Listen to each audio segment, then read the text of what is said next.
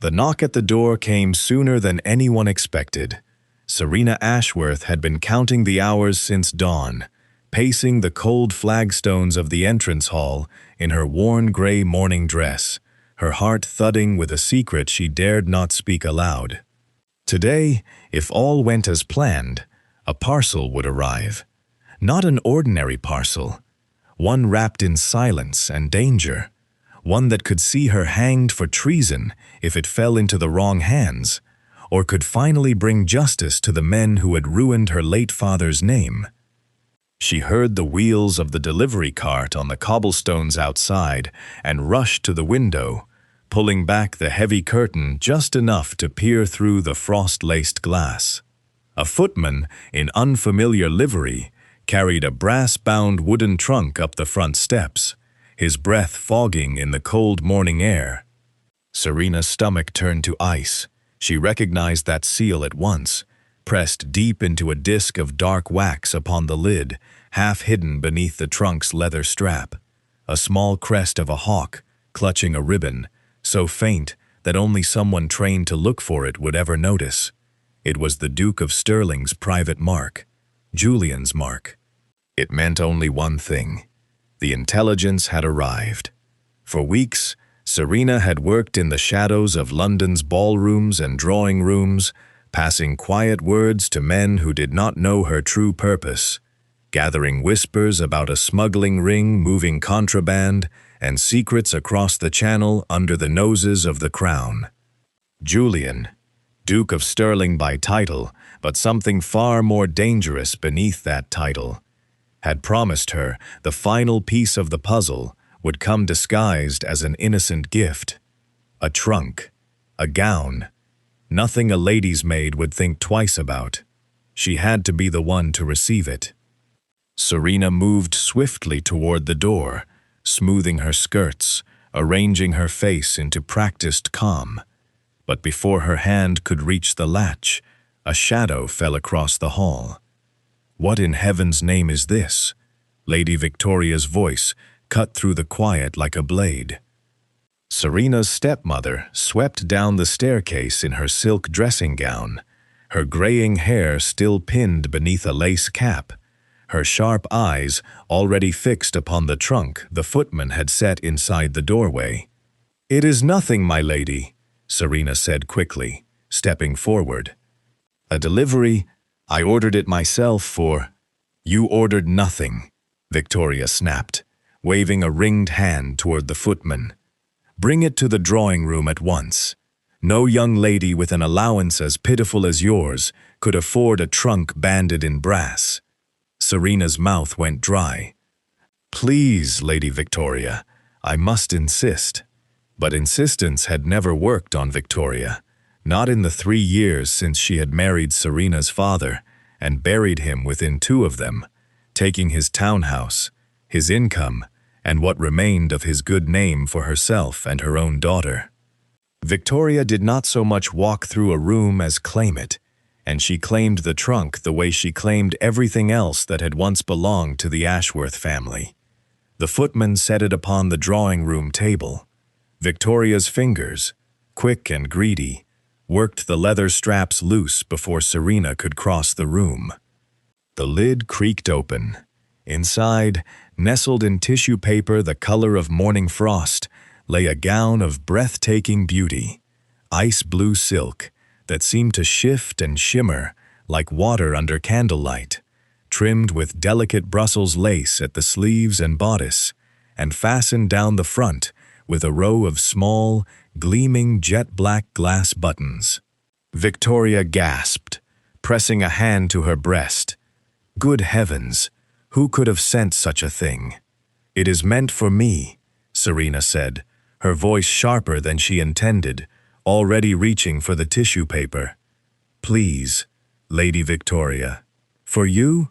Victoria's laugh was thin and disbelieving. She turned the gown this way and that, studying the fine stitching, the costly lace, the unmistakable mark of a modiste who served only the wealthiest houses in London. No suitor sends a gown such as this to a penniless stepdaughter with no dowry to speak of, This must be intended for Chloe. Some admirer has finally seen sense." "It is not for Chloe," Serena said, and for the first time that morning, real panic edged into her words. "You do not understand what you are holding." Victoria's eyes narrowed at her stepdaughter's tone, the tone of a girl who never argued, never raised her voice, never dared contradict her betters. Something about it made the older woman's grip on the gown tighten rather than loosen. "I understand perfectly well," Victoria said coldly. "I understand that you would deny your own sister a gift out of spite and jealousy. Chloe shall wear this to the Countess of Danbury's ball tonight, and that is the end of the matter." "Lady Victoria, please." Serena lunged forward, but two firm hands seized her by the shoulders. She had not even noticed Victoria's manservant enter the room. "Take her to the morning room," Victoria instructed, folding the gown back into its tissue paper, with the satisfaction of a woman who had won a battle she did not know she was fighting. "Lock the door. She has clearly taken leave of her senses, and I will not have her ruining Chloe's evening with one of her fits." The heavy door clicked shut behind her, the key turning in the lock with a sound like a small, final gunshot.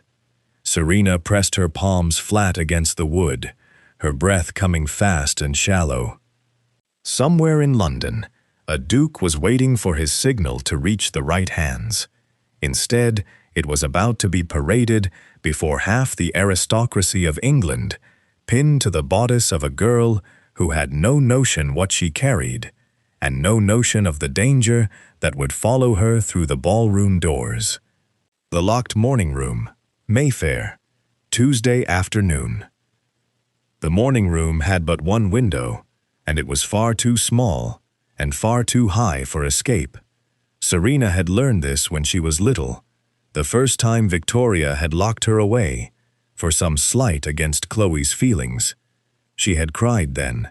She did not cry now. Instead, she reached up into the coil of hair at the back of her neck and drew out a brass hairpin, bent at an angle only she would recognize as useful. Her father had taught her the trick of locks when she was 14, laughing as he showed her, telling her a clever woman ought never depend upon a key that belonged to someone else. She had not understood, then, why he needed to know such things himself. She understood now. She knelt before the door and worked the pin into the lock with the patience of long practice, feeling for the small catch within, coaxing it rather than forcing it. The lock in this house was old and had never been repaired since her father's death. Victoria spent money on gowns and card parties, not on ironmongers. Within a few minutes, the mechanism gave a soft click, and Serena eased the door open just enough to slip through. The house was quiet. Victoria had gone up to dress for the evening, and the servants were occupied below stairs with the preparations for Chloe's grand appearance. Serena moved through the corridors on silent feet, past the drawing room where the wooden trunk still sat abandoned upon the table, its lid closed now, waiting like a sleeping thing. She did not stop there. Not yet. Her father's study lay at the end of the east wing, a room Victoria had never bothered to claim for herself, finding it too dim and too full of old books to suit her taste. Serena kept the key to it, always upon a ribbon beneath her bodice, hidden where no searching hand would think to look. She let herself in and closed the door softly behind her. The study smelled of dust and old leather, of pipe tobacco long since gone cold. Her father's desk stood exactly as he had left it 3 years ago, and beneath a loose floorboard beneath that desk lay the one possession Victoria had never managed to take from her, a small journal bound in cracked brown leather, filled with her father's careful hand. Lord Ashworth had not simply been a gentleman of leisure, as the world believed. He had served the crown quietly for 20 years, gathering intelligence under the guise of a man who did nothing more dangerous than attend dinners and racing meets. It was he who had first taught Serena the language of ciphers, the reading of hidden meaning in ordinary things, a fan held a certain way, a ribbon tied in a particular knot, a pattern of stitches sewn into a hem. He had gone before he could finish his last piece of work. Serena had spent the years since finishing it for him. She knelt beside the desk now and drew the journal free, along with a folded sheet of paper tucked between its final pages, a schematic she had copied weeks ago from documents smuggled to her by one of Julian's own couriers, a young man who worked the docks and trusted no one but her. The drawing showed, in painstaking detail, a design for a set of glass seals, hollow within, small enough to be mistaken for ordinary buttons. Serena's hands went cold as she matched the drawing to her memory of the gown Victoria had claimed only hours ago. Jet black, glass, sewn in a row down the bodice, exactly where a modiste might place decorative fastenings on any fine evening gown, exactly as the schematic showed. She sat back on her heels, the truth settling over her like a physical weight. The buttons were not buttons at all. They were seals, hollow vessels, each one containing rolled slips of paper no thicker than a moth's wing, covered in the tiniest hand imaginable. Micro-transcripts, Julian's man had called them once, in a hushed voice over ale at a tavern far from Mayfair.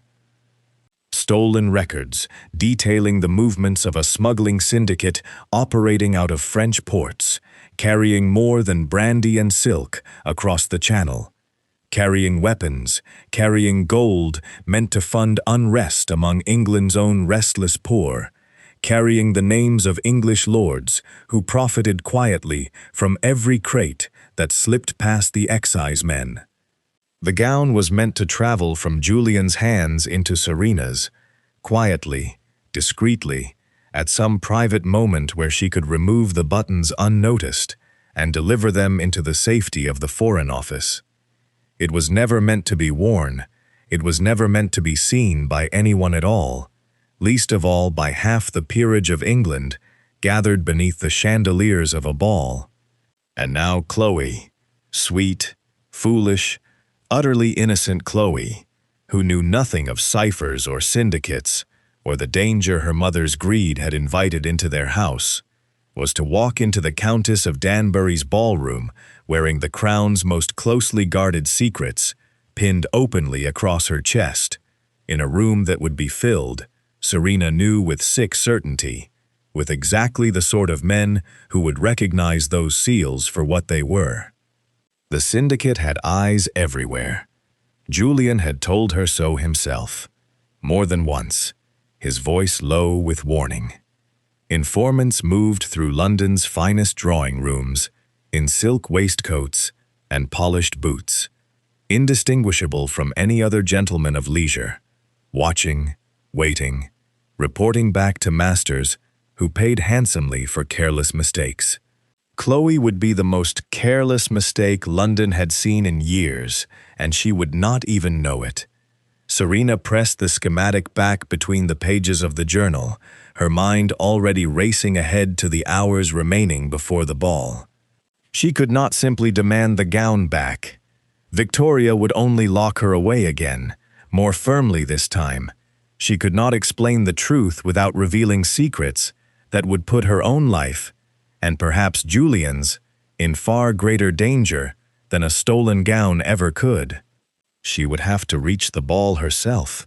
She would have to find a way inside the Countess of Danbury's grand assembly rooms, uninvited and unannounced, and somehow, before the wrong eyes found what waited in Chloe's bodice, pull her sister away from the one dance that could undo them all. The clock upon the mantel struck the hour. 6 hours remained before the carriages rolled toward St. James's. Serena closed the journal, tucked it beneath her arm, and rose to her feet with the calm, cold resolve of a woman who had run out of gentler paths to take. Lady Danbury's ballroom, Almack's, St. James's, Tuesday night candlelight poured from 100 branches of crystal and gilt, throwing warm light across silk and satin, across powdered curls and polished boots, across the endless glittering performance that was London society at its most watchful.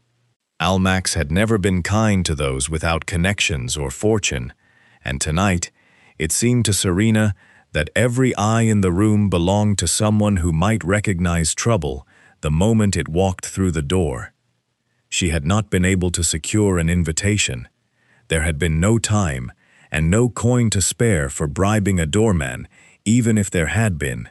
Instead, she had slipped a few precious shillings to a carriage driver waiting outside her own townhouse, begging a ride as far as St. James's Street, and had walked the last stretch on foot through the cold, her plain muslin gown drawing more than a few curious glances from footmen who clearly wondered what business a woman so poorly dressed could have at such an address. In the end, it was a kitchen door and a harried scullery maid, bribed with the last of her coin, that saw Serena slip inside through the servants' passage and up into the gallery above the ballroom floor. From behind a heavy velvet drape, near the musician's balcony, Serena had a clear view of the room below, and her heart nearly stopped when she found what she was looking for. Chloe stood near the center of the ballroom, glowing beneath the chandeliers like something spun from moonlight. The ice-blue gown fit her perfectly, the Brussels lace catching the candle glow at every movement, the row of jet buttons gleaming down the bodice exactly as Serena had feared.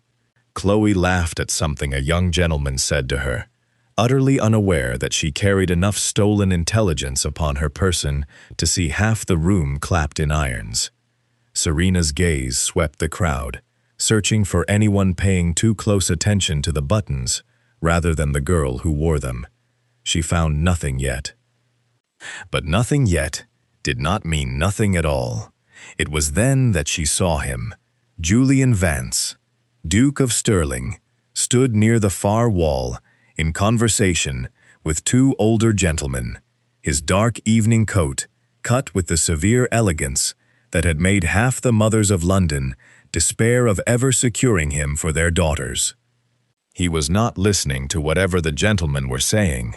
His eyes moved through the crowd with the same searching intensity Serena recognized in her own, the look of a man hunting for one particular face among many. He was looking for her.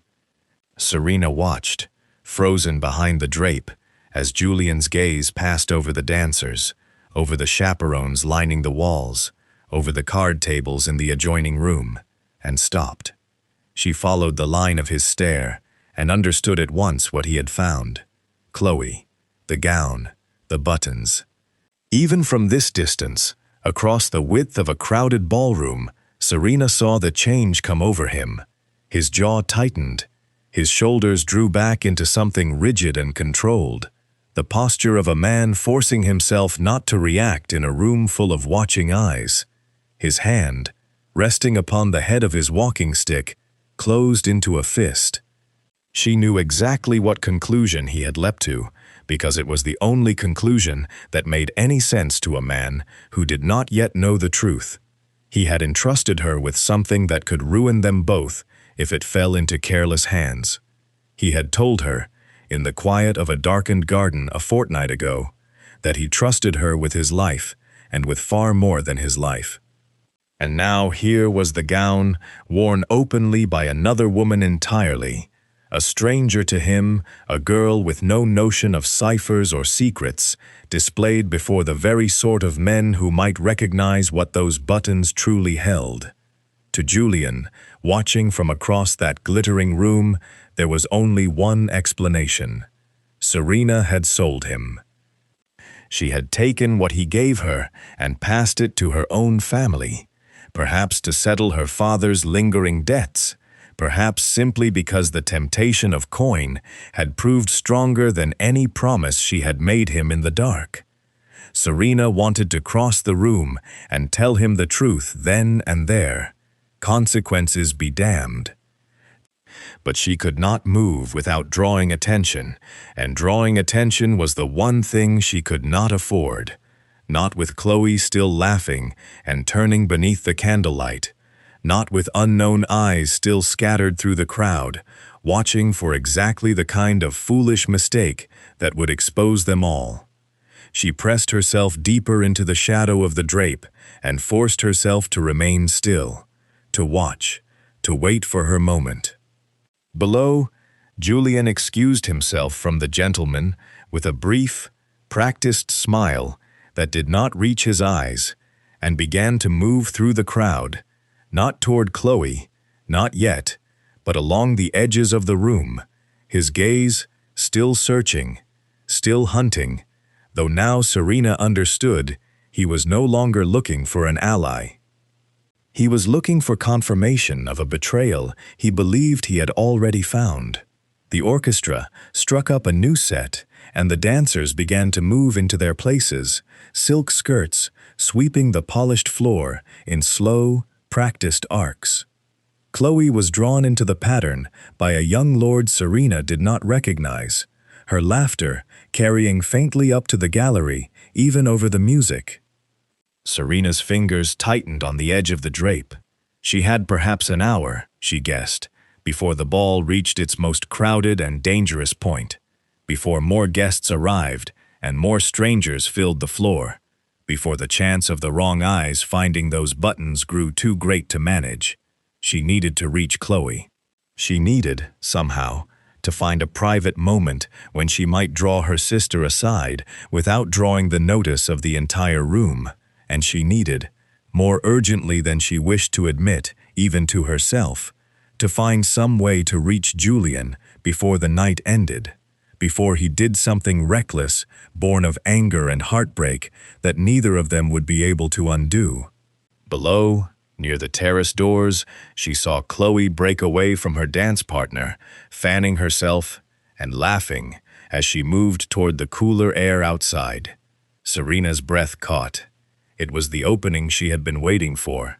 She slipped from behind the drape and began to make her way down toward the gallery stairs, her borrowed muslin skirts gathered in one tight fist, her heart hammering against her ribs with every step. The Illuminated Terrace Gardens, St. James's, Tuesday, 11 p.m. The terrace doors stood open to the night, lanterns strung along the stone balustrade, casting pools of amber light across the gravel paths below. Chloe had wandered out with two other young ladies, fanning herself against the heat of the ballroom, her laughter drifting back through the doors on the cool evening air. Serena kept to the shadows at the edge of the terrace, watching her sister from a distance, waiting for the other girls to drift away toward the refreshment table so she might catch Chloe alone. She had nearly gathered the courage to step forward when a hand closed firmly around her wrist and pulled her sideways into the darkness of the conservatory doorway. She did not need to see his face to know whose grip it was. "Julian, do not," he said, low and clipped, drawing her fully into the shadowed glass room beyond the terrace, where potted ferns and sleeping orange trees stood silent witness in the dark. He released her wrist the moment they were hidden from view, but the distance he put between them felt colder than his grip had been. "Do not say my name as though nothing is amiss, Serena. I have spent the better part of an hour watching your sister wear something that should never have left my hands." "Julian, please, let me explain." "Explain what, precisely?" His voice cracked like a whip. Quiet enough not to carry beyond the glass walls, but sharp enough to cut. In the dim light, filtering through from the terrace lanterns, she could see the fury in his face, and beneath it, something rawer, something that looked almost like grief. "I trusted you with the most dangerous piece of work I have handled in 3 years. I trusted you with names that could see men hanged, with evidence that could bring down half the corrupt lords sitting in Parliament this very night. And you," his voice caught, and he turned away from her, one hand braced against the cold glass. I thought you understood what was at stake. I thought you understood what trusting you cost me. You think I sold it, Serena said quietly. What else am I to think? He turned back to face her, and the anger in his eyes had not lessened, but something else had crept in alongside it. A wound he was trying very hard not to show her. Your father's debts were never fully settled. I know that better than most. A trunk arrives at your door, and by nightfall, your own sister wears it before half the peerage of England. Tell me what conclusion a reasonable man is meant to draw from that, Serena, because I confess I cannot find a kinder one. Then you have not asked the right question, Serena said, and to her own surprise, her voice did not waver. 3 years of swallowing her anger in Victoria's house had taught her exactly how to hold steady when everything in her wanted to shake. You assume I had any choice in the matter at all. I did not. She told him quickly, quietly, the words tumbling out in the dark, the footman at the door, Victoria's greedy hands upon the trunk before Serena could reach it, the lock turned upon the morning room door, the hairpin she had used to free herself hours later, only to find the gown already gone to the ball. She told him of her father's journal, of the schematic she had matched against the buttons, of the sick horror of realizing exactly what her sister now wore into a room full of watching strangers. Julian said nothing for a long moment after she finished. The distant strains of the orchestra drifted through the glass, some slow and formal minuet, utterly indifferent to the quiet catastrophe unfolding in the darkened conservatory. You picked a lock, he said finally, and there was something almost disbelieving in his tone, though the anger had drained from it entirely. My father taught me, before you knew him, before either of us knew what he truly did for the crown. Serena wrapped her arms around herself against the chill of the glass room. I would never betray you, Julian. Not for coin, not for my father's debts, not for anything Victoria could threaten me with. You must know that. I did know it, he said quietly, stepping closer now, the space between them shrinking until she could feel the warmth of him even in the cold air. I knew it the moment I saw you were not the one wearing the gown. I have watched you work for weeks, Serena. I have watched you risk far more than most men of my acquaintance would ever dare risk, for a cause that will never thank you publicly for it. I should have trusted that before I trusted my own wounded pride. You were frightened, she said softly. I understand that better than you might think. His hand came up, hesitant, and brushed a stray curl back from her temple, a touch so light she might have imagined it, were it not for the way her breath caught at the contact. For a moment, neither of them spoke. The lantern light through the glass caught the sharp line of his jaw, the intensity in his eyes that had nothing to do with ciphers, or syndicates, or stolen intelligence, and everything to do with the fortnight ago, in a different garden, when he had first told her that his trust in her ran deeper than duty alone. We have very little time, he said at last, though he did not step back. The button containing the master ledger is still upon that gown, and I have already seen at least 2 men tonight whose faces I do not trust, men who move in circles far too close to the syndicate for my comfort. If they have recognized what your sister carries, they will act before the night is through. Then we must reach Chloe before they do, Serena said. We will. Julian's hand fell away, but the resolve in his voice was steady now, certain, the fury of moments ago transformed entirely into purpose. I will not let harm come to your sister for her mother's greed, Serena, and I will not let this evidence slip through our hands after everything it has cost to gather it. Whatever Victoria has done, we will undo it together. Outside, the music shifted into a faster set, and through the glass, Serena caught sight of Chloe being led back toward the ballroom doors by her dance partner. the ice-blue silk catching the lantern light one last time before she disappeared inside. "We must move quickly," Serena said. Before she is drawn back into the crowd, Julian was already reaching for the conservatory door. Hyde Park Corner, London, early Wednesday morning, 1 a.m. By the time Julian and Serena made their way back through the crowded ballroom, Chloe had already gone. A footman informed them, with the bored indifference of a man who had said the same words to a dozen guests that night, that Lady Victoria had called for her carriage early, complaining of a headache brought on by the heat of the assembly rooms, and had swept her daughter away into the fog before the final set had even finished. "We have missed them," Serena said, standing at the top of the front steps, watching the last of the departing carriages rattle away into the darkness beyond the torch-lit entrance. "Not entirely." Julian was already moving toward the mews at the side of the building, where his own driver waited with a light, fast phaeton rather than the heavier town carriage he usually favored for formal occasions. Victoria's coachman is a cautious man. He will take the longer route through Hyde Park Corner to avoid the ruts along Piccadilly at night. "If we go by the shorter road, we may yet overtake them before they reach Mayfair." Serena did not wait to be asked twice. She gathered her skirts and climbed up beside him without ceremony, and Julian took up the reins with the easy confidence of a man who had driven far worse roads in far worse weather. The horses sprang forward into the fog, hooves striking sparks from the cobblestones, and the cold night air tore at Serena's borrowed muslin gown as they raced through the sleeping streets of St. James's toward the park. The fog had thickened by the time they reached Hyde Park Corner, curling low and gray across the road, muffling the sound of their own wheels until the city seemed to have vanished entirely around them.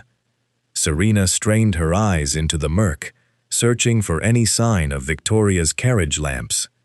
She saw the torches first, not carriage lamps at all, but handheld flames, at least 4 of them, clustered in a rough half-circle across the road ahead.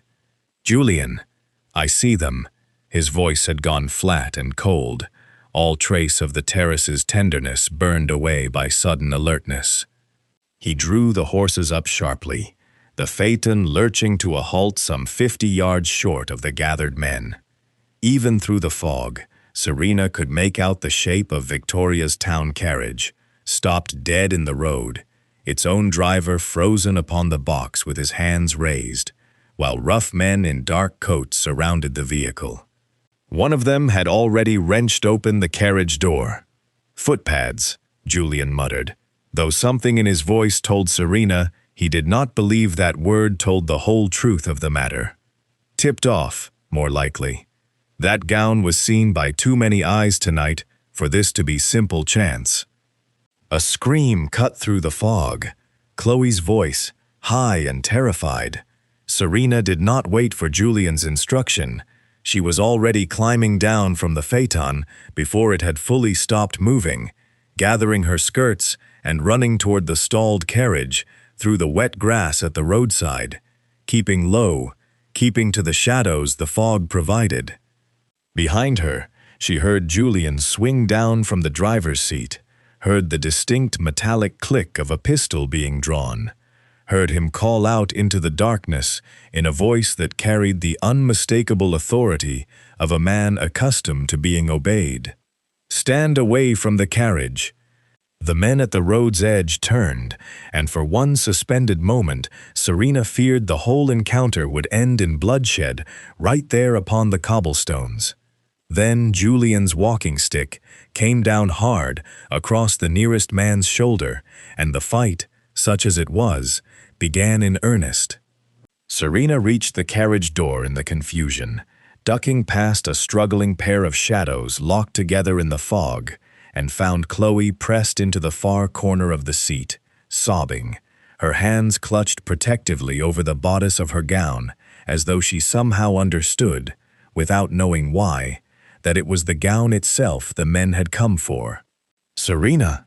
Chloe's face, streaked with tears, went slack with disbelieving relief at the sight of her stepsister's face in the carriage window. They said they wanted the dress. They said, "I know. Come, quickly, give me your hand."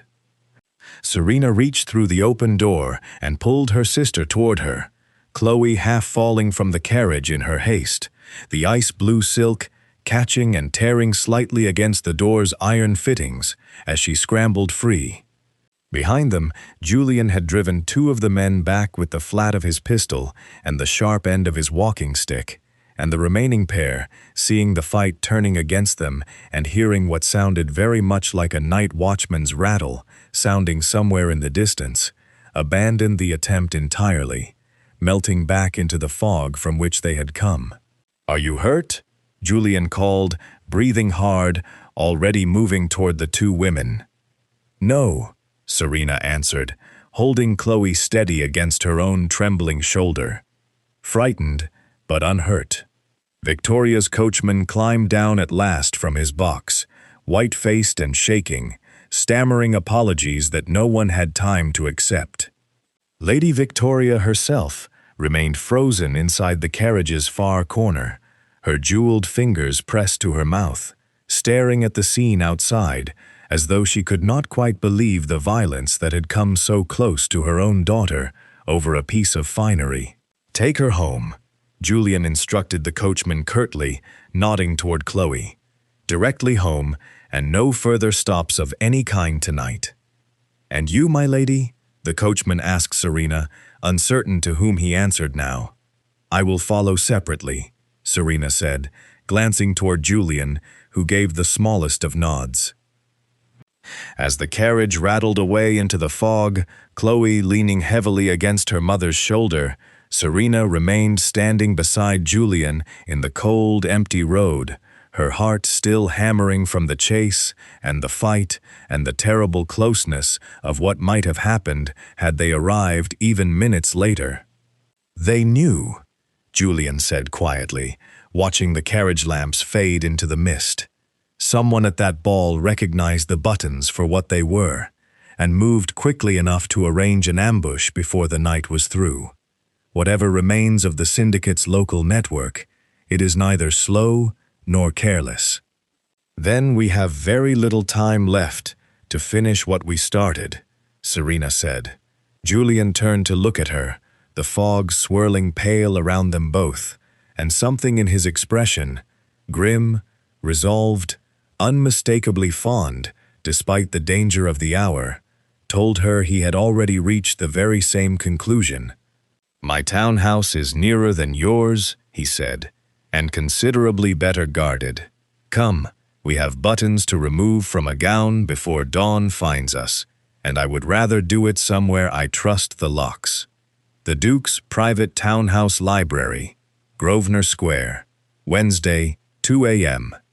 Julian's townhouse stood quiet and dark against the fog-wrapped square, save for a single lamp burning in an upstairs window where a watchful housekeeper had clearly been told to expect her master's return at odd hours and ask no questions about it.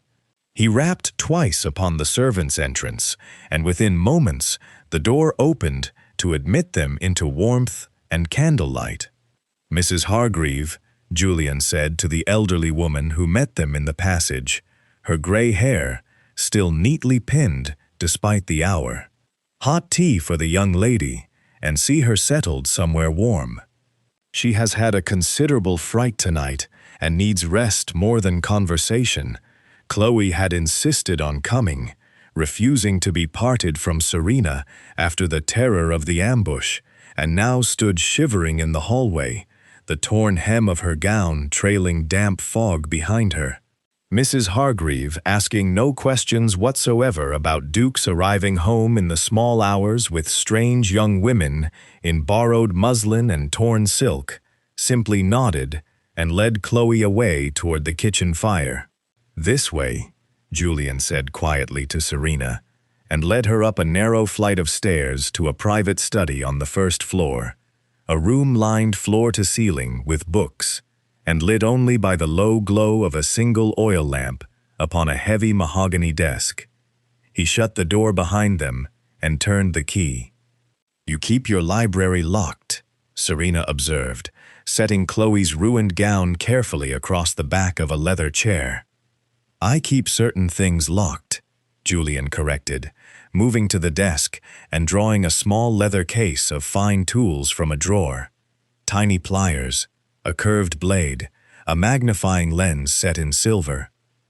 "This room has seen more secrets pass through it than the Foreign Office itself would care to admit." Serena drew the gown into the lamplight and began, with careful fingers, to work loose the first of the jet-black buttons from its threaded mooring. Julian pulled a second chair close beside her own, near enough that their shoulders nearly touched, and took up the small blade to assist. "Slowly," he murmured, watching her work. "Each seal is fitted with a spring catch beneath the glass. Force it wrongly, and the transcript within crumbles to dust."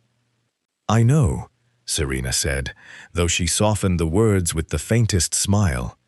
"My father taught me to handle far more delicate things than buttons, Your Grace." "Julian," he said, "after everything tonight, I think we may dispense with titles between us, at least within these four walls." She glanced sideways at him, surprised by the quiet warmth in his voice, and found him watching her rather than the gown, his dark eyes catching the lamplight in a way that made her fingers falter slightly over the delicate work. "Julian, then," she agreed softly, and returned her attention to the buttons before the moment could grow too heavy to bear alongside the danger still pressing upon them both.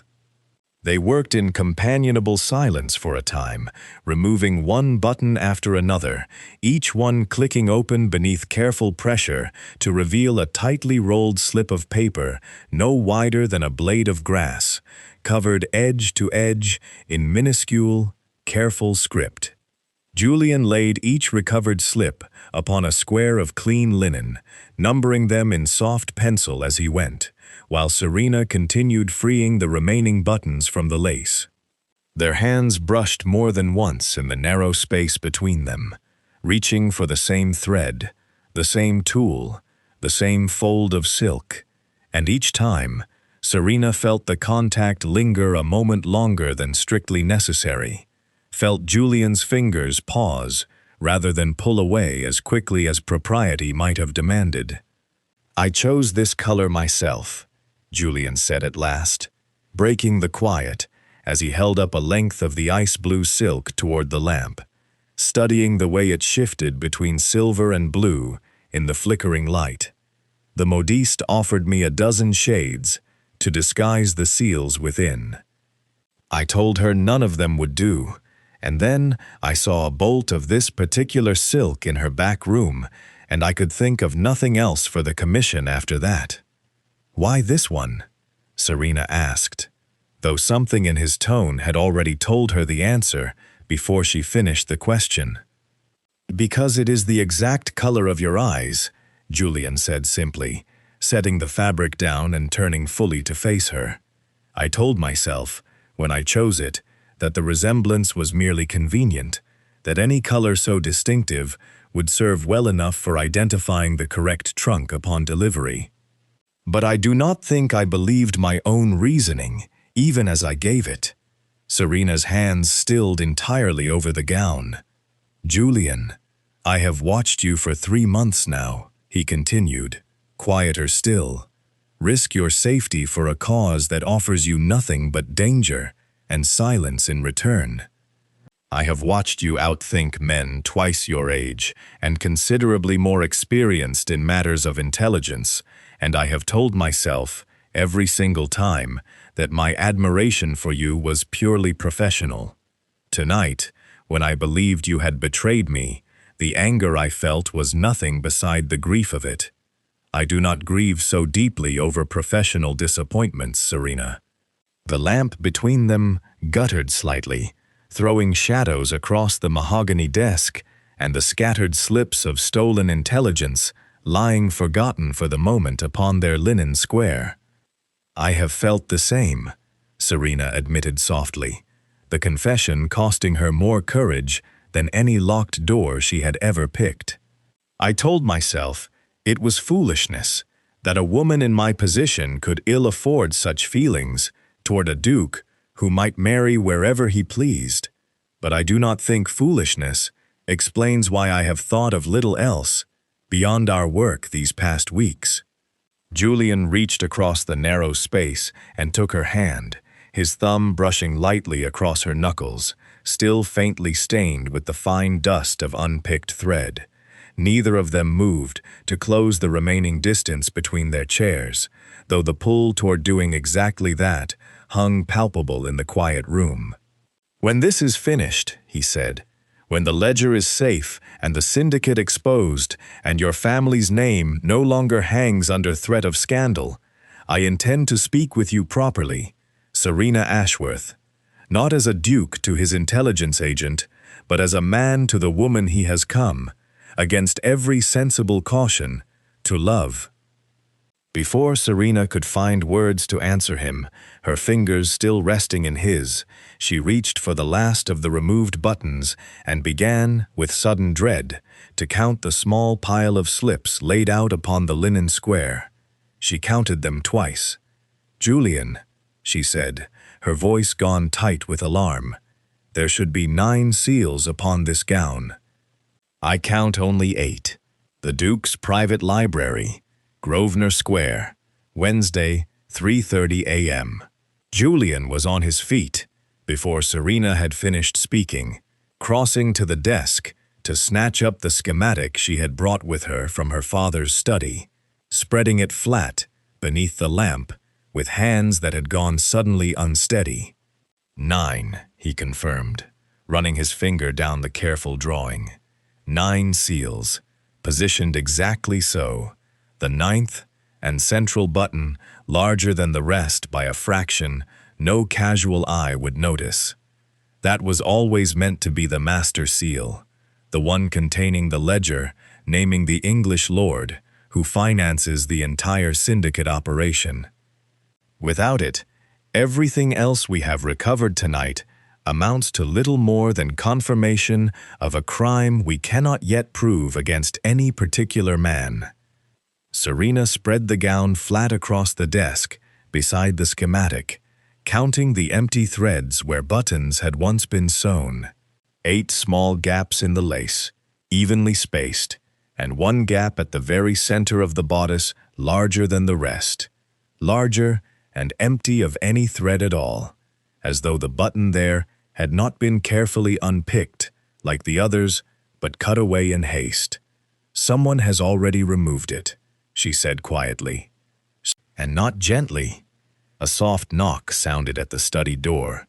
Before either of them could speculate further, Julian crossed the room and turned the key, and Mrs. Hargreaves' voice carried through from the corridor beyond. "Beg pardon, Your Grace, but the young lady is asking most insistently to see her sister.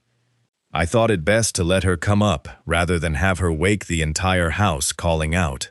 Chloe appeared in the doorway a moment later, wrapped now in a borrowed woolen shawl over her chemise, her face still pale from the fright of the ambush, but her eyes sharp and alert despite the hour. She took in the scattered pile of tiny paper slips upon the desk, the unpicked gown spread open beneath the lamp, and something in her expression shifted from confusion into dawning, dreadful understanding. "You have been cutting apart my gown," she said slowly.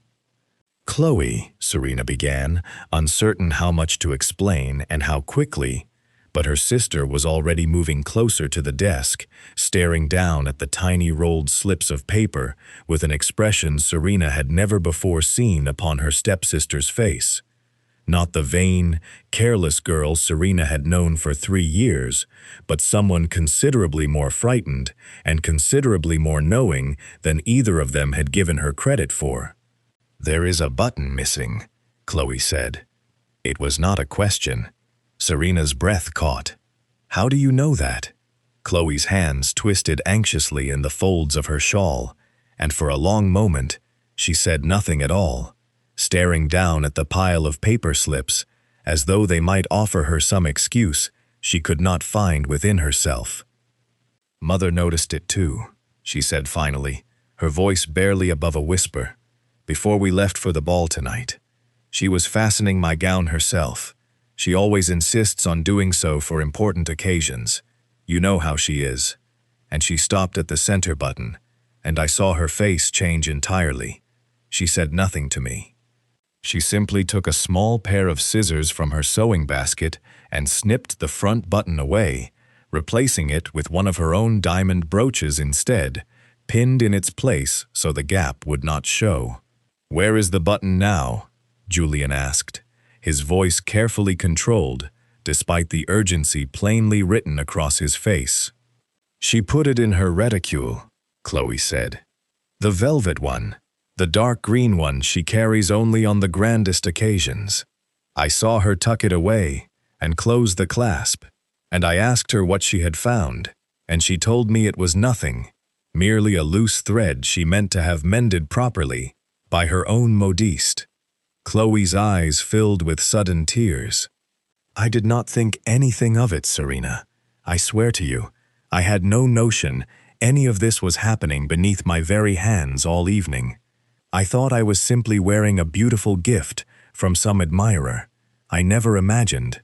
"You could not have known," Serena said gently, crossing to take her sister's trembling hands in her own. "None of this is your doing, Chloe.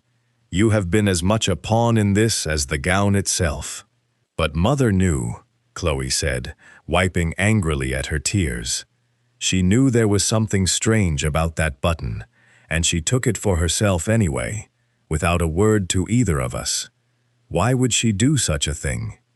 Julian and Serena exchanged a long look over Chloe's bowed head, and Serena saw her own suspicion mirrored plainly in his eyes. "Your mother has always had a keen eye for anything of value," Serena said carefully, choosing her words with the caution of a woman unwilling to frighten her sister further than the night already had. "A single glass button, oddly weighted, oddly crafted, fastened with unusual care to an otherwise ordinary gown, to a woman with Victoria's instincts that might well have seemed a curiosity worth keeping for herself, regardless of what it truly contained.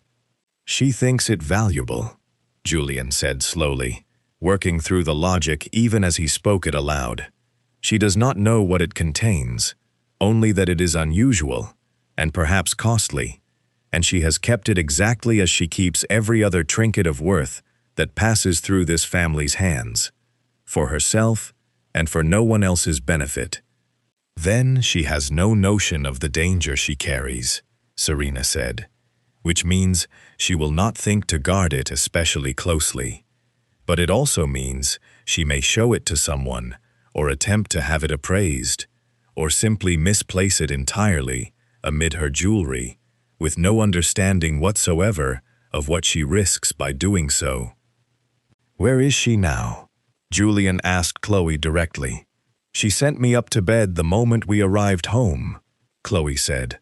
"She said she meant to retire early herself, that the night had exhausted her nerves entirely."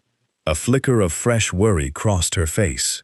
"But Serena, she has been speaking for days now of removing to the country for a fortnight, to escape what she calls the exhausting demands of the season.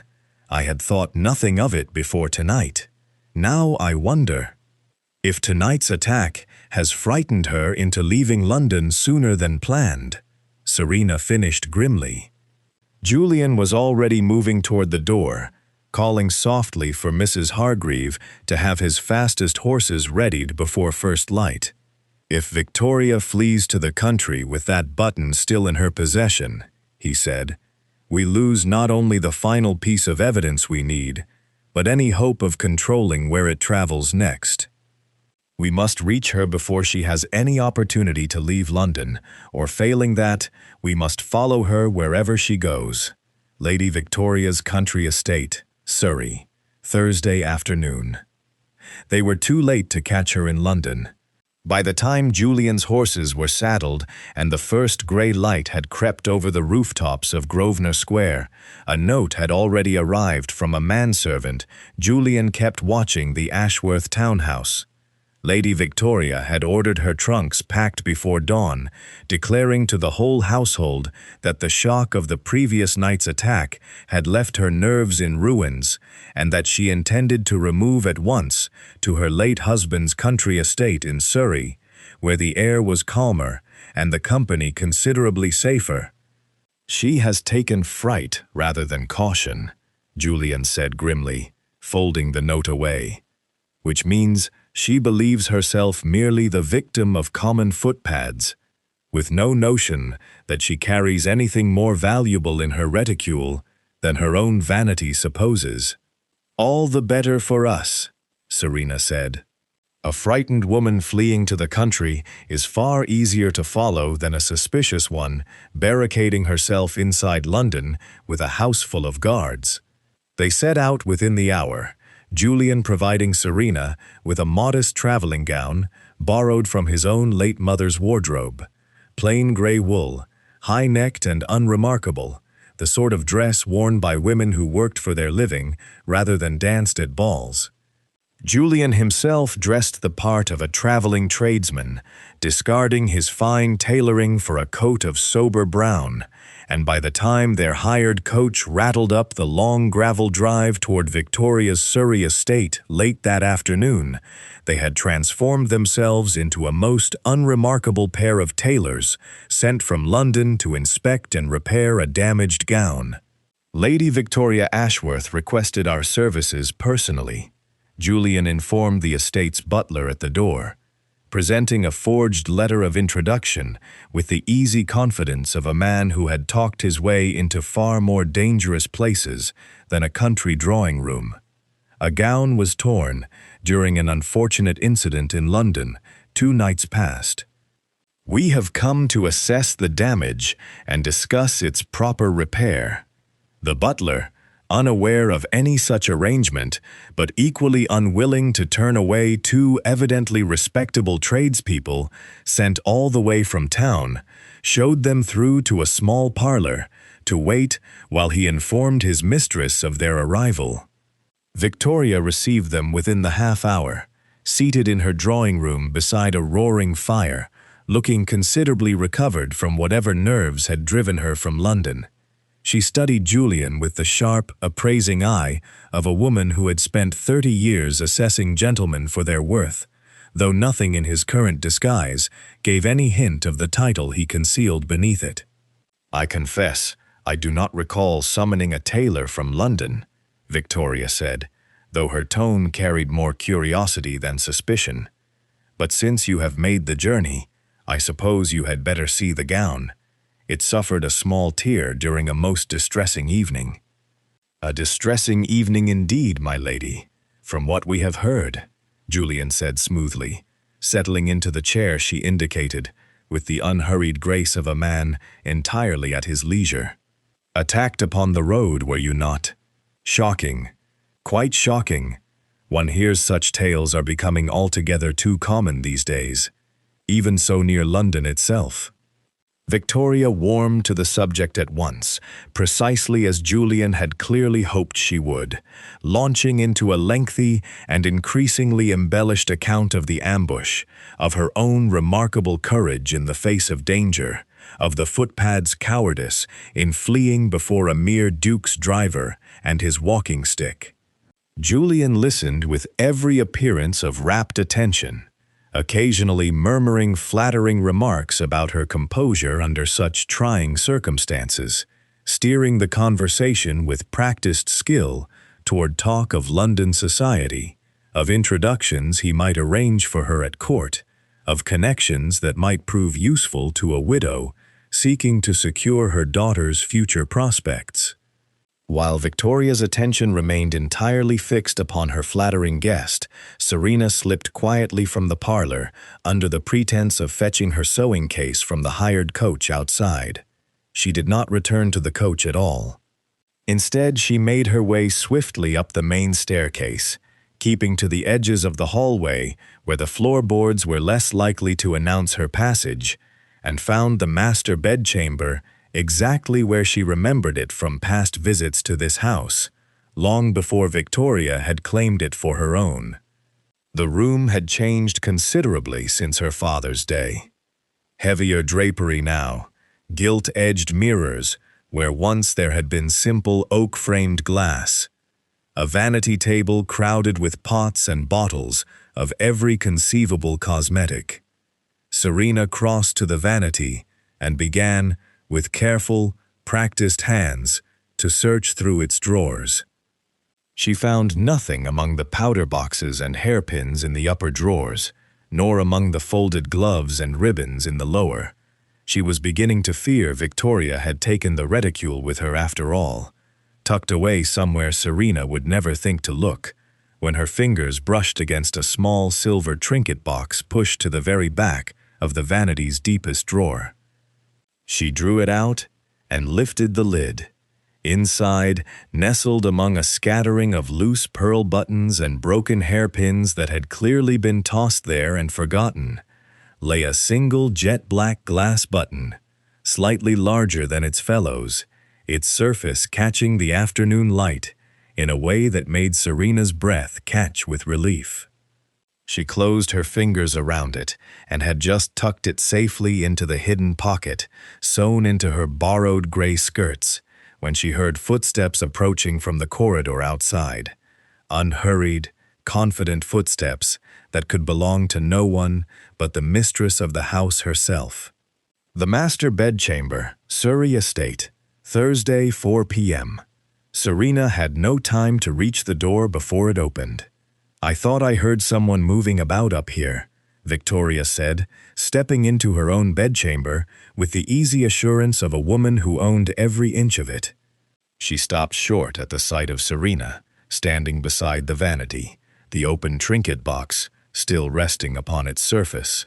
"You, Lady Victoria." Serena straightened, forcing her voice into something calm, though her heart hammered against her ribs. "I did not mean to intrude. I was merely looking for a needle case to begin my work upon the gown." "In my private trinket box?" Victoria's eyes narrowed, moving from Serena's face to the open box and back again, and Serena watched the precise moment suspicion hardened into certainty. "You are no needlewoman's assistant. I have thought your face familiar since the moment you stepped through my door, and I could not place why, but I know it now. You are Serena, my husband's daughter." There was no use in denying it further. Serena drew herself up, her fingers curling protectively around the small pocket where the missing button now lay hidden against her skirts. "Yes," she said simply. "Come to steal from me then, dressed as a common tailor's girl." Victoria's laugh was thin and disbelieving, though beneath it, Serena could hear the first thread of real alarm. "I always suspected you had inherited more of your father's deceitful nature than his fortune. What is it you imagine you have taken from that box? Trinkets and broken pins, nothing more." "You know precisely what I have taken," Serena said quietly. "You cut it from Chloe's gown yourself before the ball. You knew it was unusual the moment your scissors touched it, and you kept it for your own purposes, rather than trouble yourself to ask why a modiste would sew such a thing into an evening gown at all." Victoria's face went pale, then flushed with sudden fury, the mask of wounded innocence dropping away entirely. "I do not know what you imagine you have discovered, but you will hand it back to me at once, or I shall summon the magistrate this very hour and have you charged with common theft." A stepdaughter sneaking into her own family's home under false pretenses to rob her stepmother's private chambers. How delightfully scandalous a tale that would make for London's drawing rooms, do you not think? I doubt even your precious Duke of Stirling would care to associate himself with a confessed thief once the story reached his ears. "You may summon whomever you please," said a voice from the doorway. Victoria turned sharply, and Serena watched the color drain entirely from her stepmother's face as Julian stepped into the room, no longer dressed in the character of a humble tradesman, but standing with the full, unmistakable bearing of the Duke of Stirling, a leather folder of documents held loosely in one hand. "Your Grace," Victoria managed, her voice suddenly small, "I do not understand." "You do not need to understand the whole of it," Julian said, closing the door behind him with quiet finality. "You need only understand this much. The button my associate has just retrieved from your trinket box is Crown property, stolen from a sealed intelligence packet that never should have left my possession. And the interception of a courier's parcel addressed to a Foreign Office agent, followed by the deliberate concealment of Crown evidence for personal gain, is a considerably graver offense than any theft you might imagine charging Miss Ashworth with." He opened the leather folder and drew out a single sheet of heavy paper, bearing an official seal Serena recognized from her father's own old correspondence, the mark of the Foreign Office itself. "This document," Julian continued, holding it where Victoria could see it clearly without allowing her to touch it, details the interception of ducal mail addressed under Crown protection and names the household responsible for that interception. I had hoped never to need it. I would still very much prefer not to use it, provided we can reach a sensible understanding here today." Victoria stared at the seal, and Serena watched the last of her stepmother's bravado crumble away entirely, replaced by something far more familiar to Serena from 3 years of quiet, watchful survival within this woman's house. Calculation, quick and desperate, searching for whatever advantage might yet remain to be salvaged. "I meant no harm," Victoria said finally, her voice considerably smaller than it had been moments before. "I did not know what the button contained. I saw only that it was unusual, and I confess my curiosity got the better of my judgment. I never intended to interfere with any matter of the Crown. Intention matters a good deal less than consequence in matters such as this," Julian said, though not unkindly. "But I am not here to see you ruined, Lady Victoria, whatever your conduct these past years might have deserved. I am here to see this matter resolved quietly, without further danger to your daughter, without further scandal to your household, and without further delay to work that cannot wait upon your convenience." "What is it you require of me?" Victoria asked, and Serena heard, beneath the fear, the first note of genuine capitulation. "The button," Julian said simply, "which Serena already holds, and your word, given here before witnesses, that this matter ends today, and that no further attempt will be made to interfere with Serena's affairs, nor to withhold from her whatever remains of her father's estate that rightfully belongs to her rather than to you." Victoria's eyes flicked toward Serena, something unreadable passing behind them.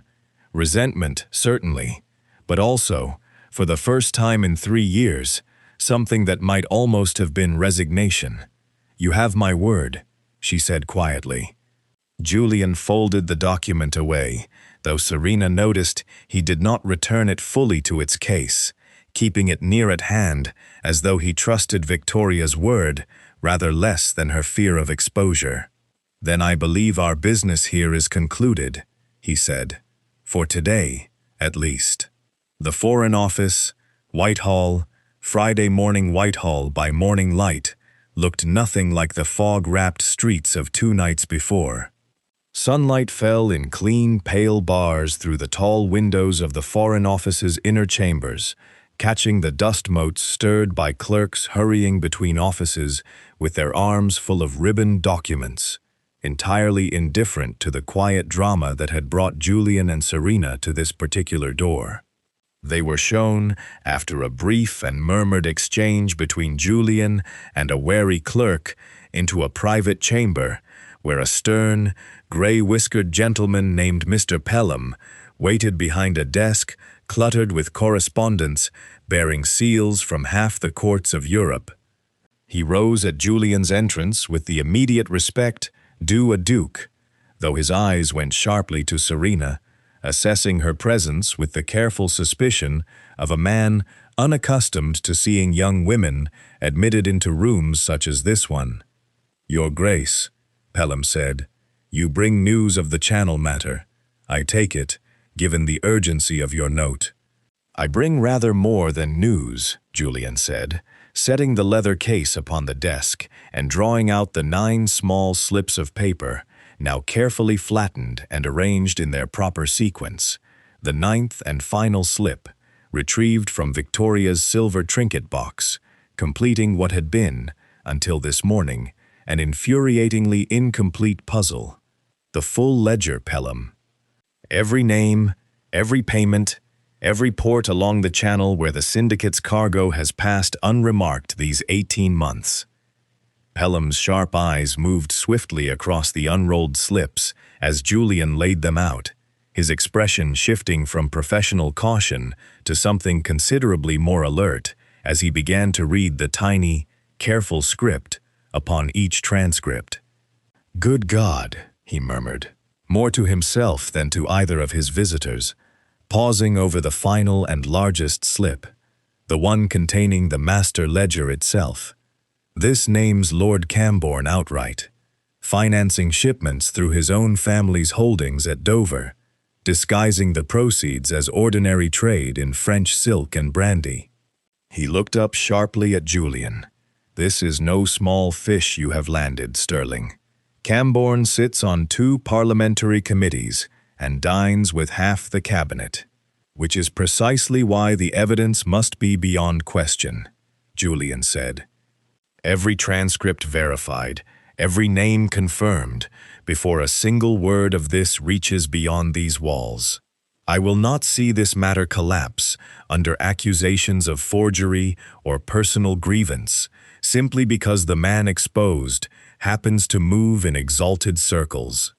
And this evidence," Pelham said, glancing again toward Serena, "was gathered by whom precisely?" "By Miss Ashworth," Julian said, without hesitation, "whose late father served the Crown in this very capacity for 20 years, and whose own work these past months has been instrumental in bringing this matter to its conclusion.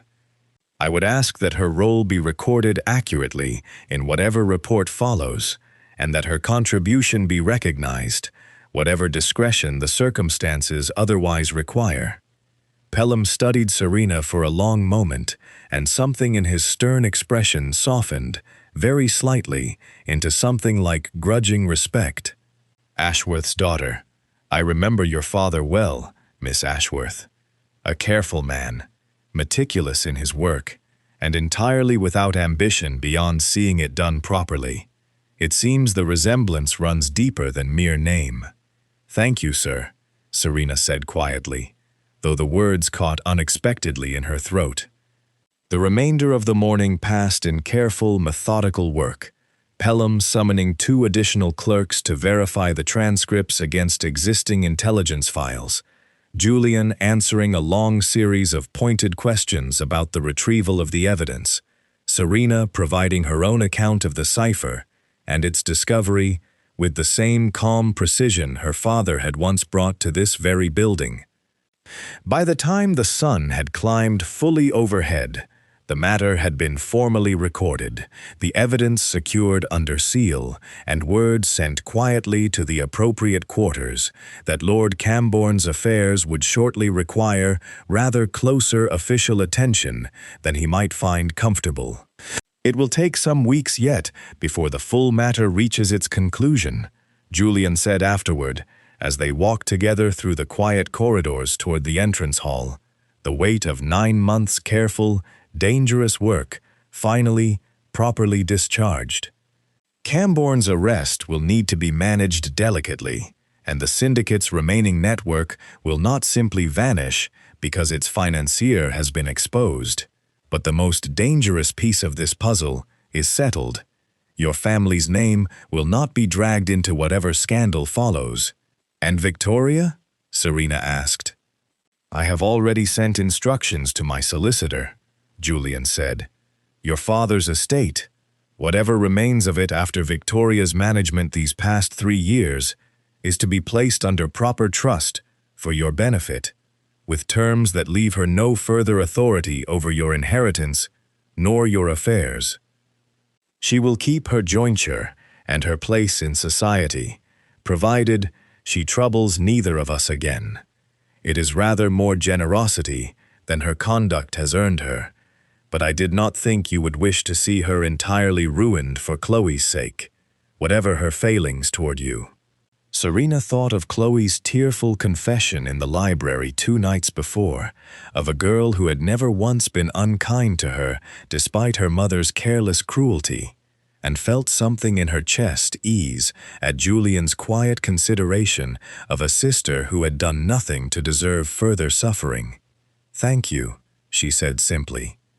They found Chloe waiting for them outside, having insisted on accompanying them to Whitehall despite Victoria's objections, standing beside the hired carriage in a plain, sensible traveling dress entirely unlike the ice-blue silk that had begun this entire strange adventure.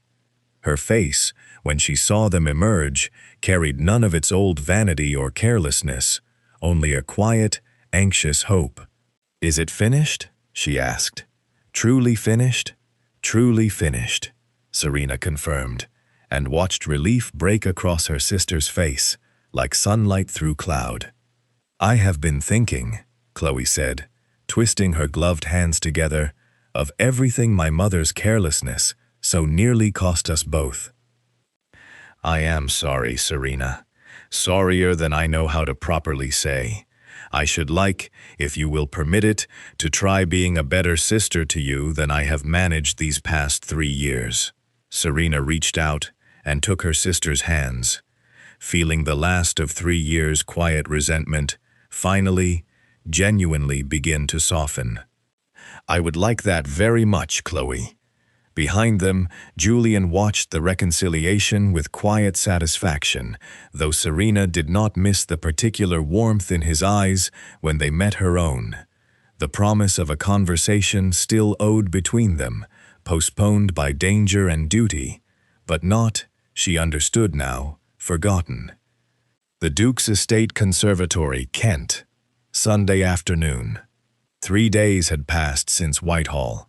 3 days in which Serena had scarcely allowed herself to believe that the danger truly had ended, that she might wake each morning without some fresh catastrophe demanding her father's cipher journal or her own quick wits. She had spent them quietly at the townhouse, now legally secured to her under the new trust arrangements, growing accustomed to a strange, unfamiliar peace. Julian's note had arrived Saturday evening, brief and formal in its wording, inviting her to visit his family's estate in Kent to discuss, as he put it, a matter of some importance requiring your particular attention. Serena had read it 3 times, searching for some hidden meaning beneath the careful phrasing, before admitting to herself that she was simply looking for an excuse to see him again sooner than propriety strictly allowed. The estate, when her hired carriage finally delivered her there Sunday afternoon, exceeded anything she had imagined from Julian's own modest descriptions of his past home. Gray stone walls rose against a backdrop of rolling parkland, and beyond the main house, glass gleamed in the afternoon sun where a great conservatory extended out from the eastern wing, filled with roses somehow still blooming despite the lateness of the season. Julian met her at the door himself, dismissing the footman with a brief word, and led her through the quiet, echoing halls of his ancestral home with an unmistakable nervousness that sat strangely upon a man Serena had watched face armed footpads without flinching. "You seem troubled," she observed as they walked. "Anxious, perhaps," he admitted, "though not for any reason involving syndicates or stolen ledgers.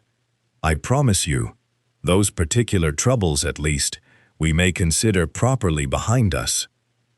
I received word this morning that Lord Camborne has been quietly removed from both his parliamentary committees, pending a rather more thorough Foreign Office investigation than he will find comfortable. The matter proceeds exactly as it should, without any further danger to yourself or your family. Then what troubles you? Serena asked, though something in the careful way he avoided her eyes told her she had already guessed the answer. He led her through a final set of doors into the conservatory itself, and Serena stopped short at the sight that met her there. Sunlight poured through the glass panes, warming the air to a gentle, rose-scented heat despite the coolness of the afternoon beyond, and there, draped carefully across a low marble bench beneath the largest of the climbing roses, lay the ice-blue silk gown. But it was not the gown she remembered. The Brussels lace had been carefully repaired where the carriage door had torn it during the ambush, restitched with such fine, invisible skill that no trace of the damage remained. And down the bodice, where 9 hollow glass seals had once hidden stolen intelligence beneath their unremarkable surface, ran instead a row of simple, gleaming buttons, ordinary, beautiful, containing nothing more dangerous than the craftsmanship that had made them.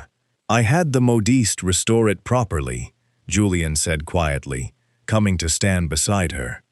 Real buttons this time, nothing hidden beneath their surface.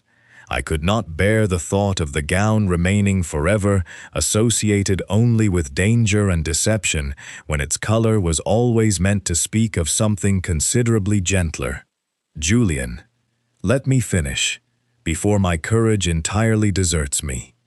He turned to face her fully, and Serena saw, beneath the familiar warmth of his eyes, a vulnerability she had glimpsed only once before, in the darkened conservatory at Almack's, when he had first admitted the depth of feeling he had tried so long to disguise as professional regard. I told you, that night in my library, that when this matter was finished, I intended to speak with you properly, not as a duke to his intelligence agent, but as a man to the woman he loves. The matter is finished now, Serena, and I find my courage has not improved with the delay, only grown more desperate to finally speak the truth of it. He reached into his coat and drew out a small velvet box, opening it to reveal a sapphire ring, its deep blue stone catching the conservatory light in a way that echoed, unmistakably, the very silk laid out beside them. I love you, he said simply. Not for your skill with a cipher, nor your courage in the face of danger, though I confess both have earned my admiration many times over these past months. I love you for your steadiness, your quiet strength, the particular grace with which you have carried burdens that would have broken most people twice your years.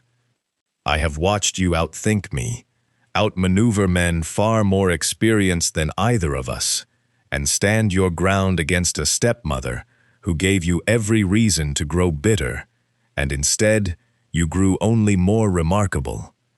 I do not wish to work beside you any longer, as colleagues in danger, Serena. I wish to stand beside you as your husband, for whatever quieter adventures the rest of our lives might hold. Serena felt tears gather, unbidden, at the corners of her eyes, not from fear or grief, as so many of the past week's tears had been, but from something warmer and considerably more overwhelming. I have spent 3 years believing myself entirely alone in the world, she said softly, with nothing left of my father's legacy but a hidden journal and a set of skills I dared not speak of to anyone. And then you arrived, and asked nothing of me but honesty and courage, and treated my father's work as something to be honored, rather than hidden away in shame. I love you too, Julian. I have loved you, I think, since long before either of us was brave enough to say so aloud. Julian slid the ring onto her finger with hands that trembled only slightly, and when he drew her close beneath the climbing roses, the late afternoon sun warming them both through the conservatory glass, Serena felt 3 years of quiet survival finally give way to something she had almost forgotten how to hope for. "Perfect equals," Julian murmured against her hair, echoing words she had once overheard him say to Pelham, describing the partnership between them with a respect she had scarcely dared believe a duke could feel for a penniless stepdaughter with nothing to offer beyond her wits. "Perfect equals," Serena agreed, the last of the danger, the deception, and the long, difficult road that had brought them here finally dissolved into something far simpler and far more lasting than either cipher or ledger had ever promised. The ice-blue silk lay forgotten upon its marble bench, its secrets gone, its beauty, at last entirely its own.